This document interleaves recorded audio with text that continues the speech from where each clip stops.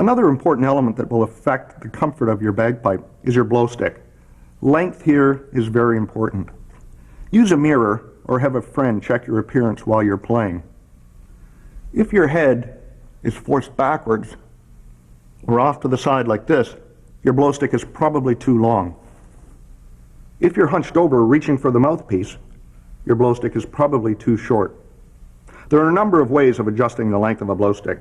The easiest is to just take off the mouthpiece and replace it with a longer or a shorter one. There are also blowsticks on the market today that are totally adjustable in length. Your piping supplier probably stocks these. If you want to shorten the length of your current blowstick, you can actually have a piece cut out and have it rethreaded so the mouthpiece will screw back on. But this is something you'll want your bagpipe dealer to handle for you. One thing a properly made blowstick will feature is a large internal bore. If the bore of the blowstick is too small, you'll find your pipes very hard to blow.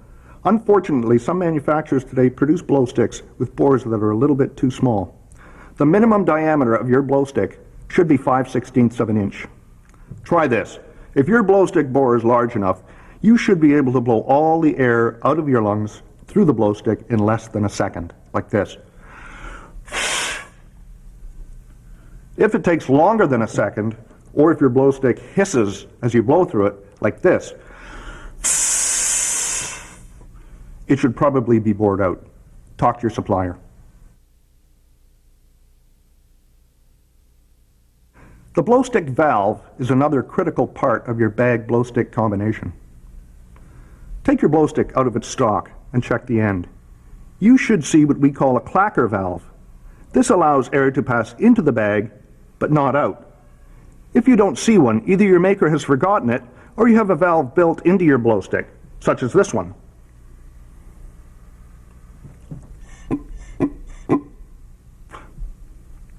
Here are some things to watch for with your valve. It's very important that the valve close immediately when you take a breath. There should be no hesitation or feedback of air back up the blowstick. That's as bad as a leaky bag.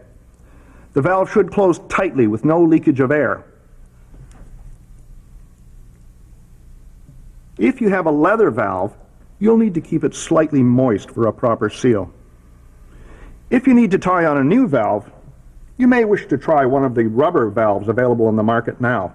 They're much less troublesome than the leather clacker.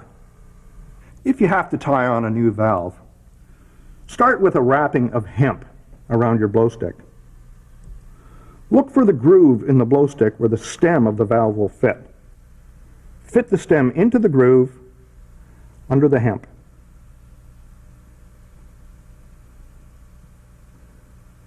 Pull tightly and make a few wraps. After 2 or 3 turns of the hemp, blow to see if it's airtight. If it leaks, like this one does, it will be because the stem of the valve is too high or too low on the end of the blowstick. Adjust it accordingly. Test again. And finish hemping. In my opinion, some of the blowsticks on the market today with built-in valves are quite superb.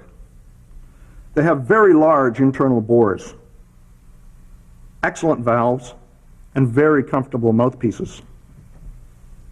Some, like this one, can even have their angle adjusted. Be wary of valve assemblies that restrict your blowing. They're popular and reliable, but they'll make your pipes harder to blow. If you decide you want to play a clacker valve, it's a good idea to have a spare one along with some waxed hemp in your maintenance kit. One last point about blowsticks. Every once in a while, you should hold yours under running water and run a brush through it to clean it.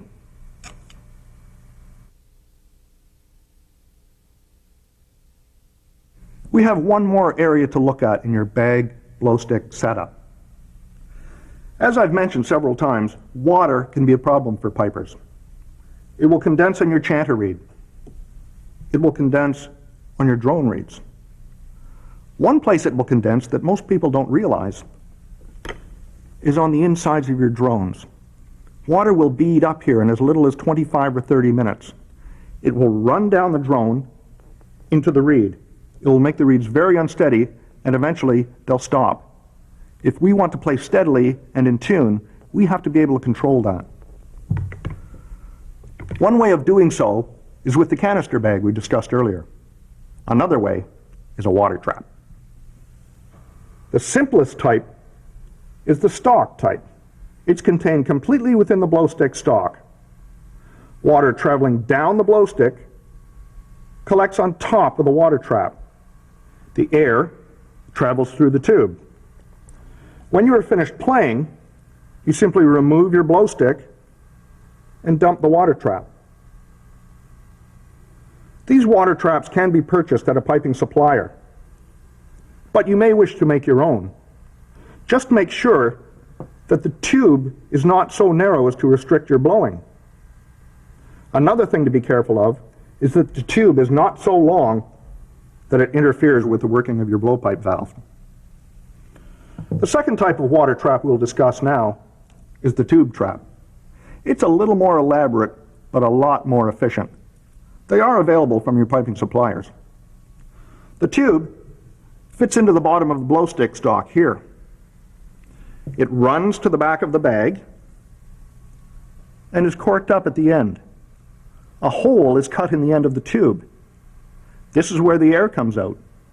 Moisture running down your blowstick and water vapor in your breath collects in the middle of the tube here. You may wish to make one of these tubes yourself.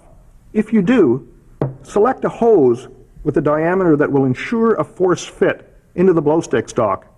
You may even wish to glue it there. It will come loose.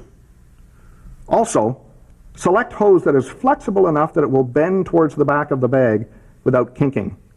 If it kinks, it will restrict your blowing. You'll also want to clean this water trap once or twice a year. They get pretty dirty. Emptying this water trap is a little different from the stalk trap. Remove your blow stick, grab the bag at the back, and hold it upside down like this.